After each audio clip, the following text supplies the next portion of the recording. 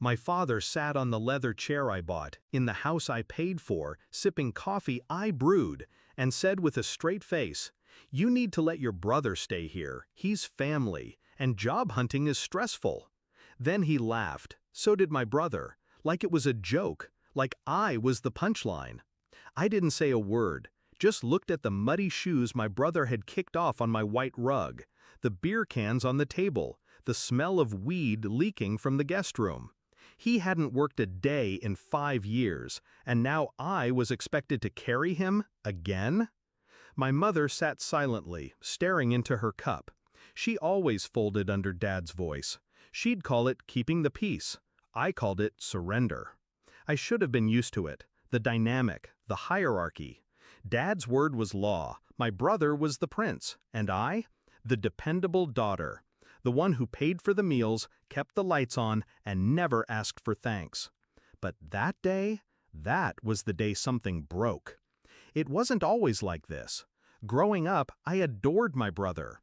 I covered for him when he crashed Dad's car, helped him cheat through high school, took out loans to keep him from going to jail over a credit card scam. I believed he'd grow out of it, that if I supported him long enough, he'd one day stand on his own. But time passed.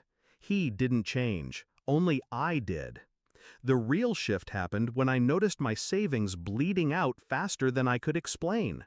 I checked the utilities account, then the credit cards, then the Wi-Fi bill. Turns out my brother had been using my name, my cards, my credit, all without asking. My own father co-signed the Wi-Fi line in my name for his son's gaming setup. When I confronted them, Dad shrugged. "You make more than enough. Why are you so greedy?" Greedy. That word echoed in my head for days. I didn't argue, not once. I didn't scream, I didn't cry, I didn't ask for apologies.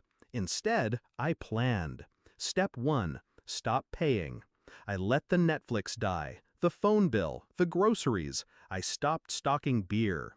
I replaced the Wi-Fi router with a locked one they couldn't access. Step 2, legal. I met with a lawyer, quietly.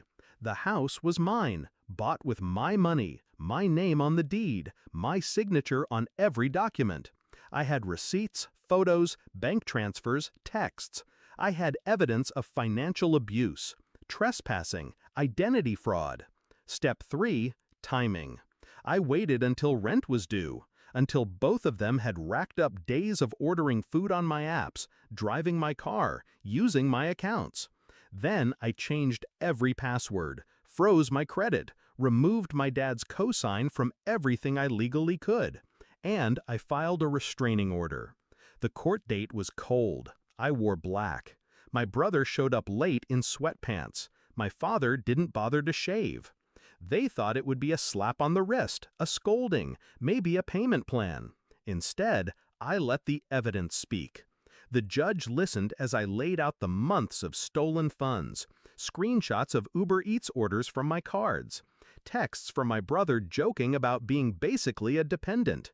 The final nail was a voice recording.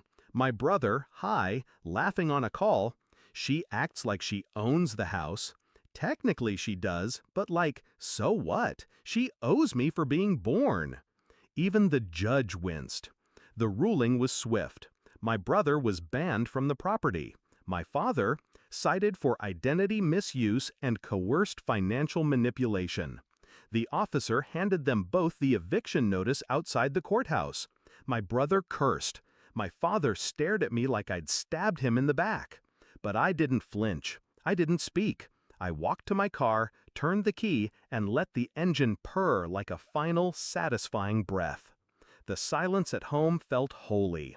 No thumping bass, no stench of smoke, no drunken rants. Just peace.